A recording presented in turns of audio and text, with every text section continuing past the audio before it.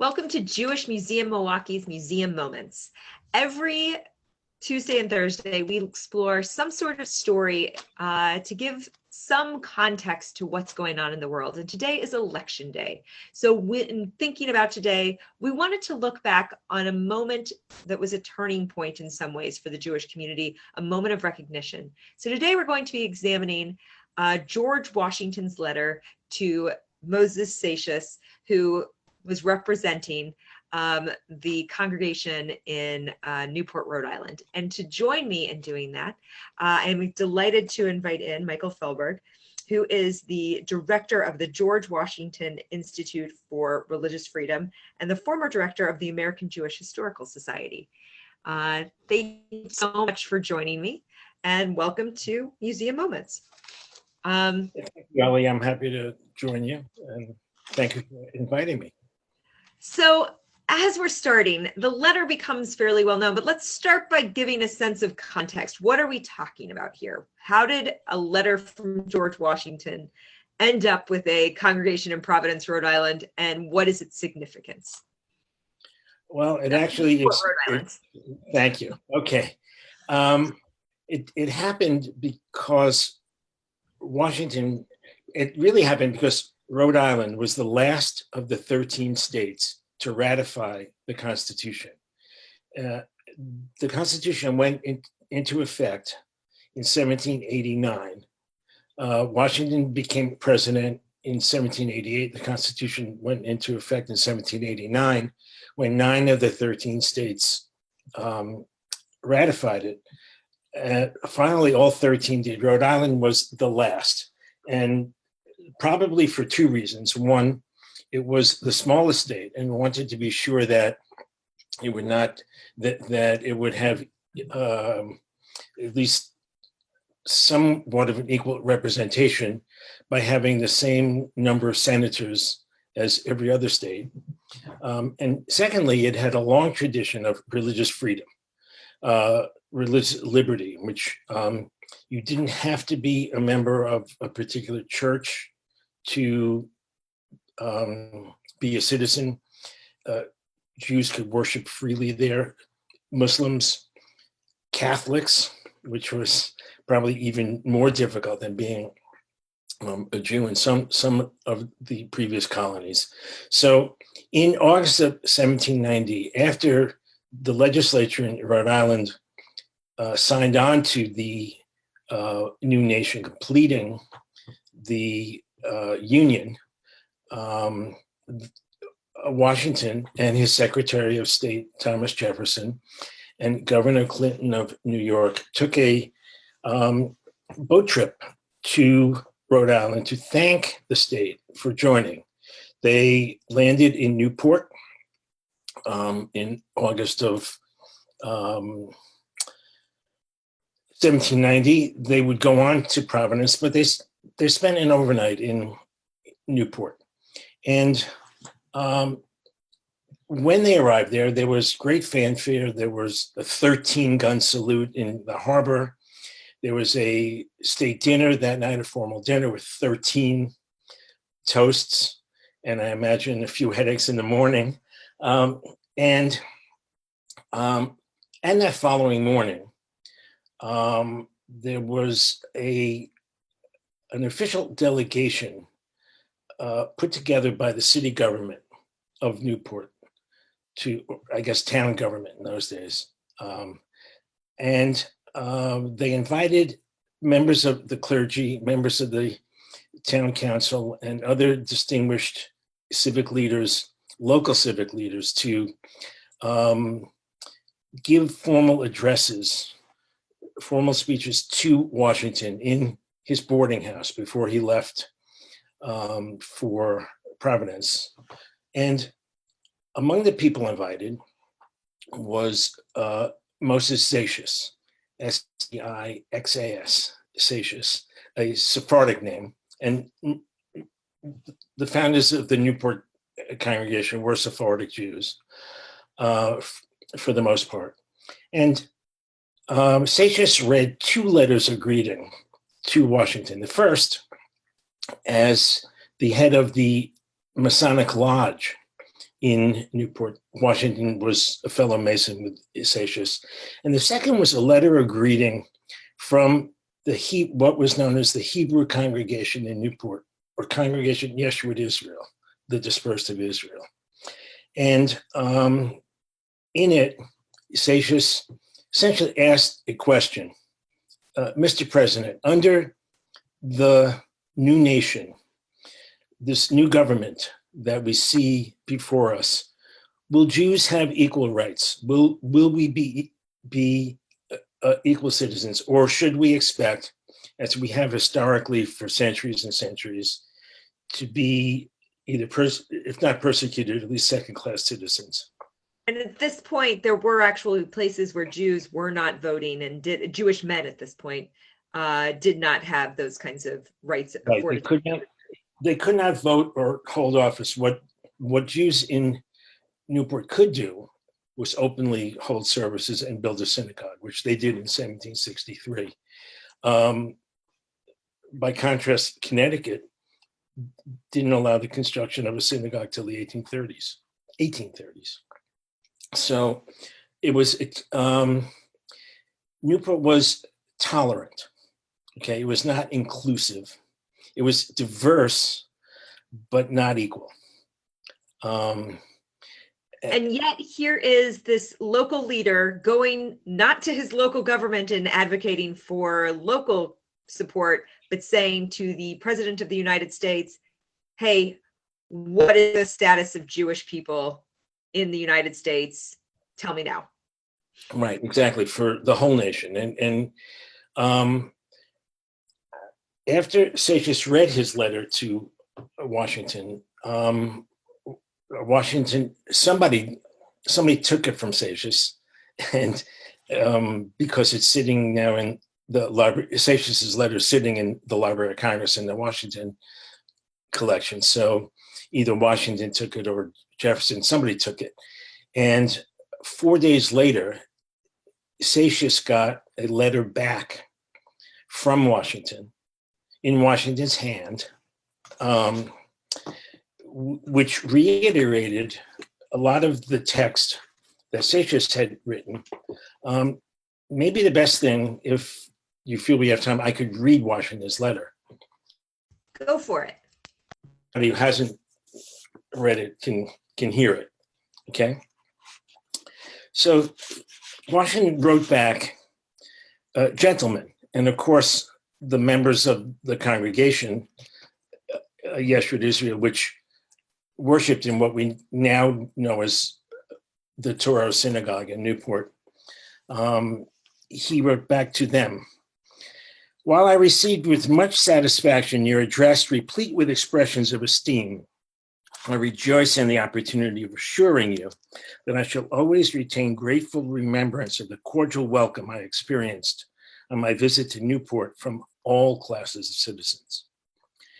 The reflection on the days of difficulty and danger which are past is rendered, that's the revolution, is rendered the more sweet from a consciousness that they are succeeded by days of uncommon prosperity and security, which is not true because it was actually a very turbulent time and Newport was devastated. It wasn't prosperous, but if we have the wisdom to make the best use of the advantages of which we are now favored, we cannot fail under the just administration of a good government to become a great and happy people. And in the context of today's election, those words strike me as particularly optimistic. The citizens of the United States of America have a right to applaud themselves for having given to mankind examples of an enlarged and liberal policy, a policy worthy of imitation. All possess alike liberty of conscience and immunities of citizenship. All possess alike liberty of conscience and immunities of citizenship. It is now no more that toleration is spoken of, as if it were the indulgence of one class of people that another enjoyed the exercise of their inherent natural rights. For happily, the government of the United States, the national government, which gives to bigotry no sanction, to persecution no assistance, requires only that they who live under its protection should demean themselves as good citizens, in giving it on all occasions their effectual support. Then he speaks personally again. It would be inconsistent with the frankness of my character not to avow that I am pleased with your favorable opinion of my administration and fervent wishes for my felicity.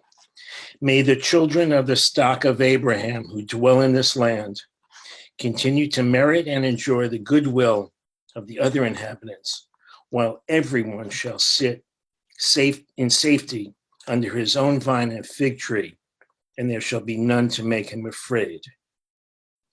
May the Father of all mercy scatter light and not darkness upon our paths, and make us all in our several vocations useful here, and in his own due time and way everlastingly happy.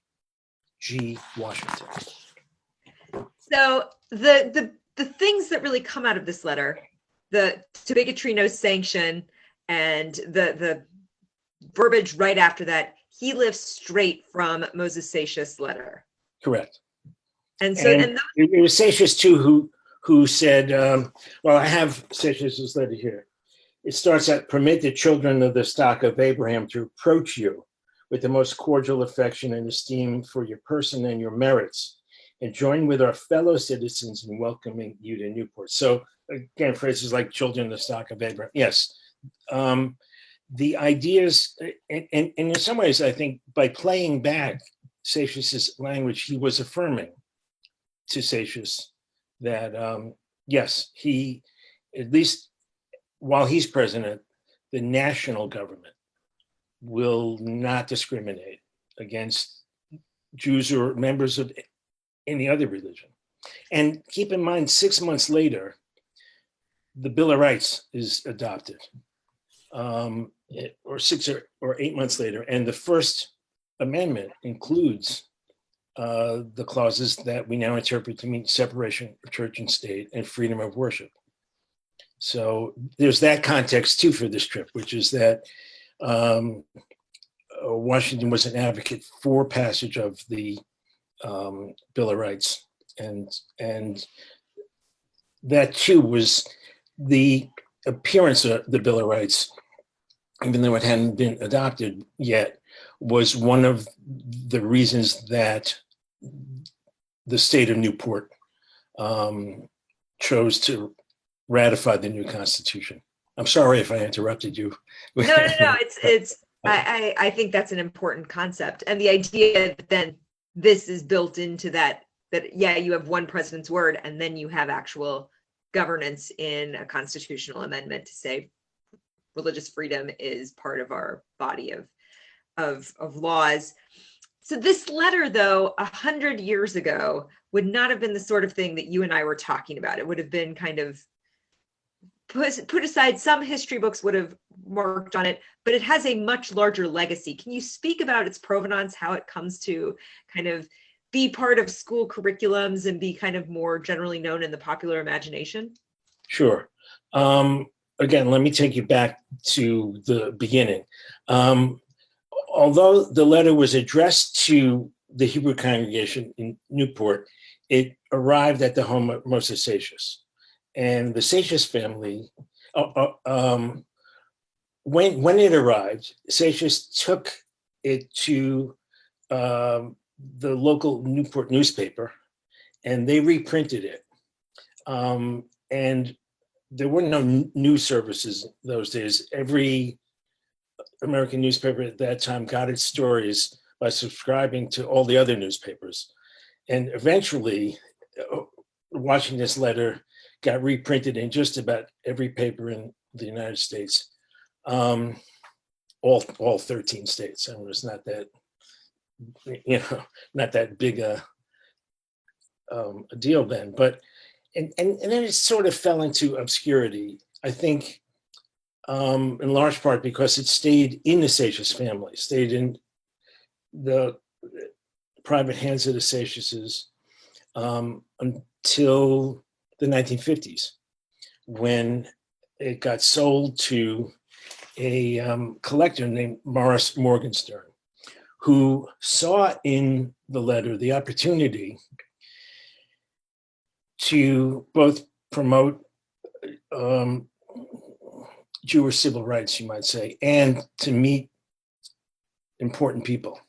So one of the things that Morgenstern did was he wrote to President Eisenhower, he wrote to President Kennedy, and they agreed to meet with him and take a photograph with him, holding the letter as part of their saying, their appeal to the Jewish vote.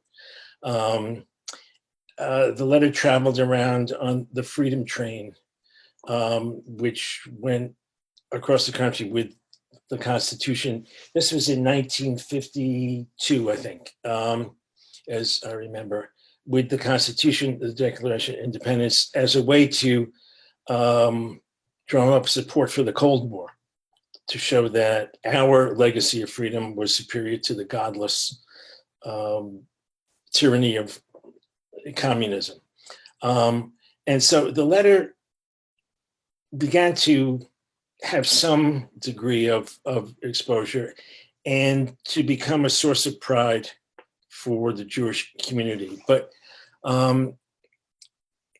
it really, I think that in the last 20 years, the reason that the letter has been part of the national conversation on op-ed pages, in exhibits, in classrooms now, high school classrooms, is thanks to Ambassador John L. Loeb, Jr., who is the founder of the George Washington Institute for Religious Freedom.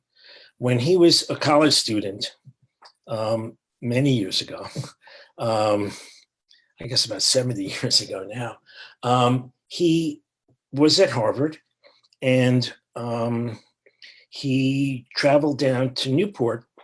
He was invited to a party at one of the Newport mansions. And in wandering around town, he walked into the colonial sector and he saw Torah Synagogue. He had no idea that it was there. Most people then didn't. And he saw engraved on a wall inside on a plaque inside the synagogue, a copy of Washington's letter, or the text of Washington's letter, I should say. And he himself, Ambassador Loeb, John Loeb, had been the victim of some pretty severe anti-Semitic attacks when he was a high school student at a private school in Connecticut. And he got in a number of fights. He had to learn how to box to protect himself. And when he read this letter, it struck him for the first time that Jews had been a part of American life. We didn't all get here through the Lower East Side like my grandparents, right? Or my father came here in 1922. But the Jews in Newport were like the Jewish Mayflower, We've been here since 1654. The synagogue's been there since 1763. And the letter inspired him to become an historian in a sense, although his business was finance and investment. He'd always been interested in history. And he's tried his best to not only bring the letter to the attention of teachers and students and journalists and documentary makers, he's tried to bring the history of early American Jewry to the mainstream of American history so that there could be an appreciation of the fact that Jews have been contributing to and building this country from its very founding back in the 1650s. And that overlap, I met John when I was the director of the American Jewish Historical Society, because that organization also has that mission of telling the story of 400 or more years of Jewish presence in the United States. As we're kind of wrapping up, are there in thinking about this letter and this exchange between Moses Seixas and even, kind of Ambassador Loeb's involvement in Morgenstern's and all of this sense of broad American history as told through one letter, what do you think on Election Day 2020 we can take away from this document? Okay. I think this document stands on one side of what has been an ongoing conversation about the founding of the United States. A good friend of mine, John Faya, has written a book, and he teaches at a Christian school in Pennsylvania. He wrote a book saying, was America founded as a Christian nation? His answer is no. The answer is that as much as we're living in a time when there are many Americans who are asserting that the laws of the land should be shaped by a biblical understanding, and particularly, I would say, a Protestant understanding of what, that's my golden retriever, sorry for that. Must be the FedEx guy outside. That Christian values, and that the law should conform to a set of ethical standards that comes out of whatever those who are making the laws understand the teachings of the New Testament to be. I think Washington's letter is saying that, and Jefferson articulated this even more precisely. He said the best guarantee of religious freedom is to have a lot of different religions competing in the marketplace of ideas and values, but not to have one that is the official religion, the dominant religion of the country. And Washington's letter, I think, when he says that the government of the United States will not give preference to any particular form of religion, and that everyone shall sit safely under his or her own vine and fig tree, which is from the Old Testament, from the book of Micah. And there shall be none to make him afraid, and that all citizens have, let me make sure I quote it correctly. All possess alike liberty of conscience. That is freedom of religious thought and immunities of citizenship. You can't be punished for holding ideas. I think we're living at a time right now, it's not the first time, it won't be the last time, I suspect, that we will be going through a period in which those whose politics are grounded in a particular faith are coming up against those who believe that American politics should be grounded in secular values, in legal forms that are not informed or controlled by a priori faith about what God wants us to do, or what Allah wants us to do, or Jehovah, or whoever. And so Washington's letter, I think, is really part of the pantheon of documents with the Bill of Rights that says, look, this country is a nation of laws, governed by laws, but those laws are made in light of values that we all share, and there's no monopoly on the source of those values by any one religious group. And I think that's what Washington's letter was saying. And that's why I think it's so precious, not only to Jews, but other religious minorities. If Washington said it, if the father of our country said it, because we have to hear what the mother of our country wants to say, but if he said it, it's hard to argue with. So thank you so much for taking time out and talking with me today. And everyone, if you haven't voted, go and vote. You have until, I think, 7 o'clock or 8 o'clock Central Time. If you're in Milwaukee, but all over the country, whoever's watching, make sure you're exerting your right to vote, since that is important. And that's what Washington would have wanted you to do. Yeah, it's definitely what Washington would have wanted you to do. Thank our generous sponsor, Robin Cohen, who is an excellent supporter of this and all museum moments.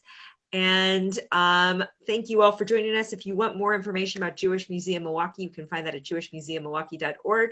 And feel free to check out the Institute, the George Washington Institute for Religious Freedom. They have a lovely website as well. Thank you so much for joining us for this museum moment.